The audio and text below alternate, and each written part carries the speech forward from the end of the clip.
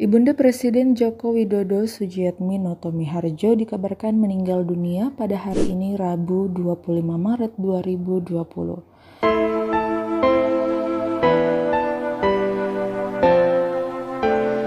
Sujiatmi Noto Miharjo meninggal dunia dalam usia 77 tahun. Informasi ini dikonfirmasi oleh salah satu staf khusus Presiden Angki Yudhistia.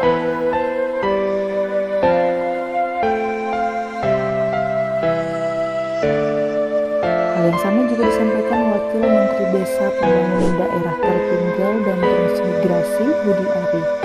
Budi menyampaikan hal ini melalui pesan tertulis yang diterima wartawan pada Rabu sore.